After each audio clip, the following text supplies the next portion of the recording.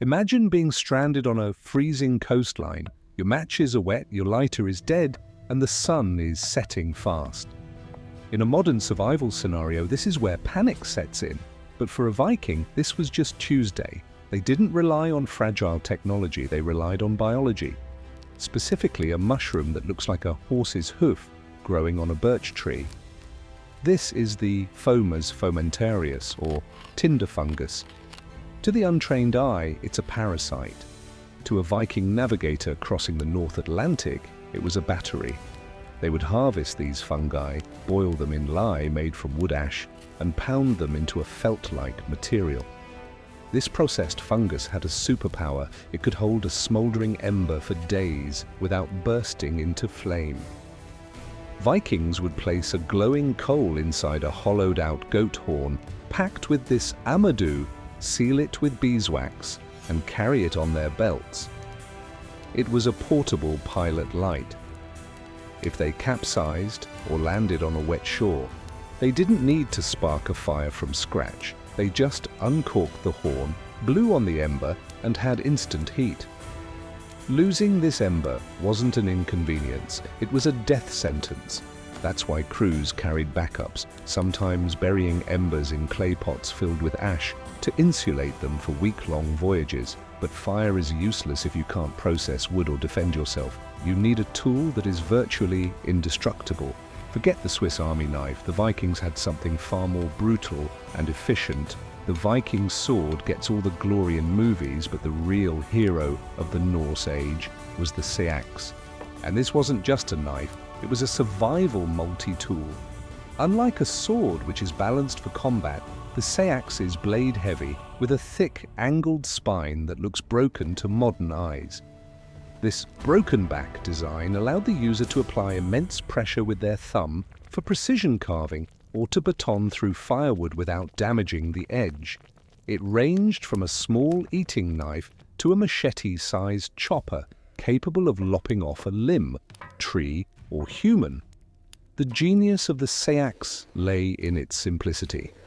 It had a single edge, meaning it could be sharpened twice as fast as a sword using a simple river stone.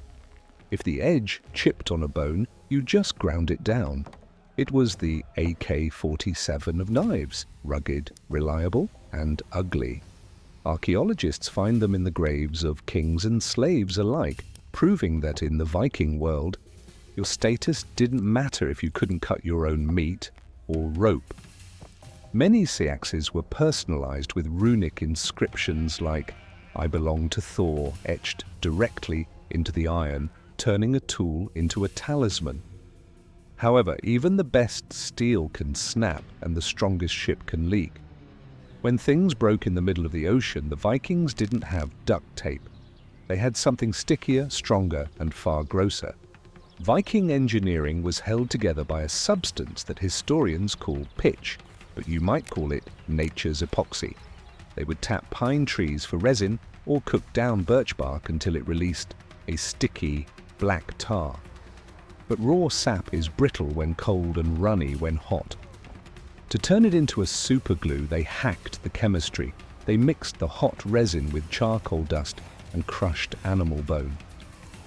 The carbon acted as a hardener, while the bone powder added grit and structural integrity.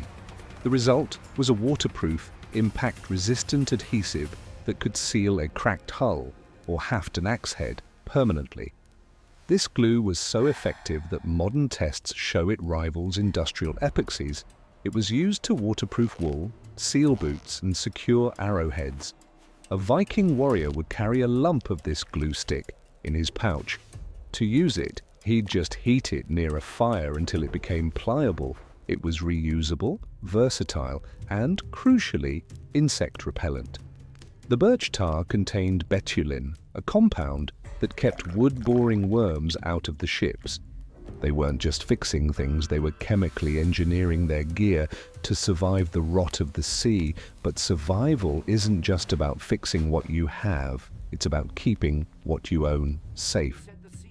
When raiders came knocking, the Vikings didn't build walls of stone, they grew walls of pain. If you approached a Viking farmstead, you wouldn't see a picket fence. you'd face a live grinder, a living gate. This was a hedge defense system that makes barbed wire look inviting.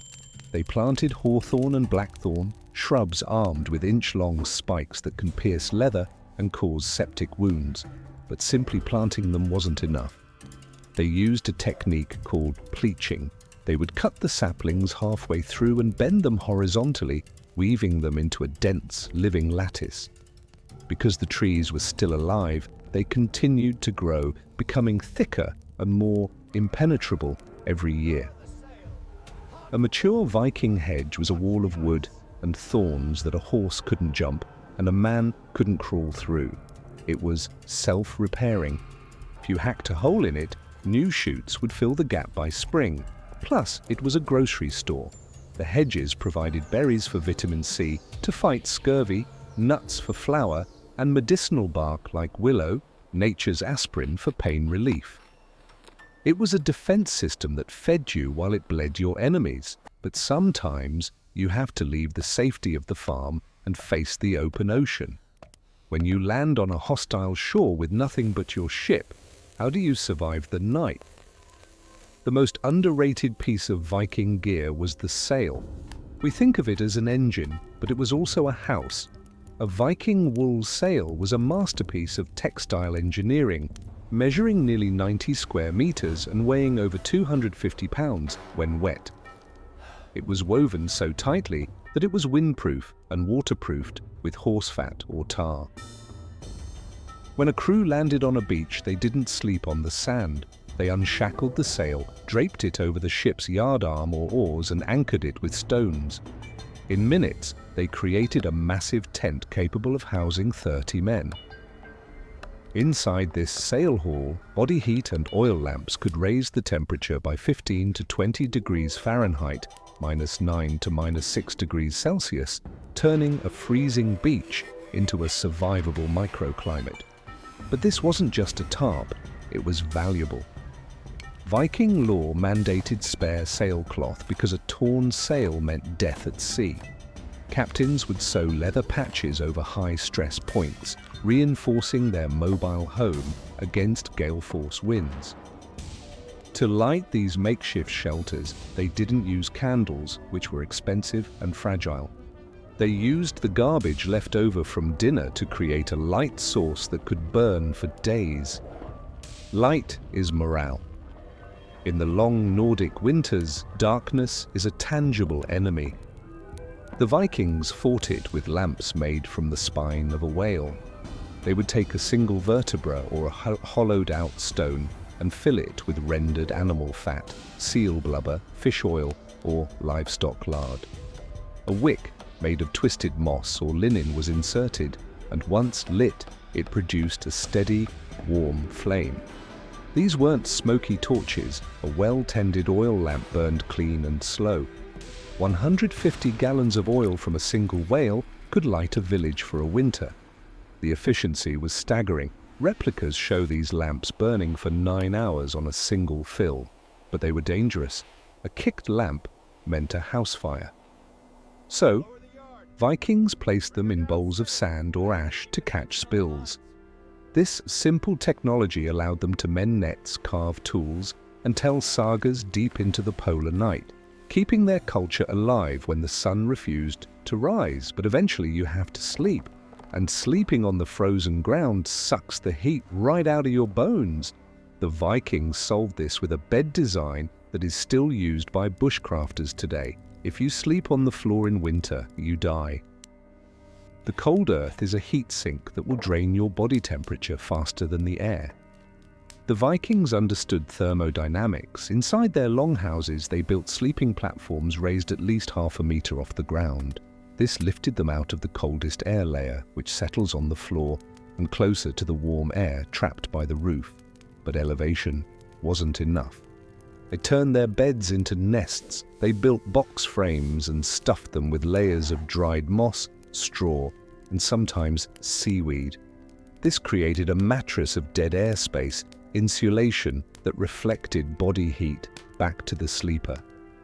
They covered themselves with heavy wool blankets and furs from bears or wolves. But the real heater was each other. Families slept communally, piling into one bed to share body warmth. It was a survival cuddle puddle. A single Viking might freeze, but a pile of Vikings is a furnace.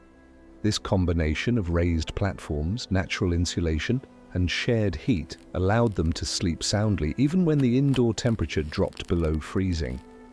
The Vikings didn't conquer the world just because they were fierce warriors. They conquered it because they were master survivalists. They looked at a mushroom and saw fire. They looked at a whalebone and saw light. They looked at a thorny bush and saw a fortress. These hacks weren't about comfort. They were about refusing to die. And the best part? They still work. So the next time you're in the woods, look at that birch tree or that mossy bank a little differently. You might just find the tool that saves your life. If you want to know how Vikings kept their food from rotting for years without a fridge, click this video here. You won't believe what they did with butter.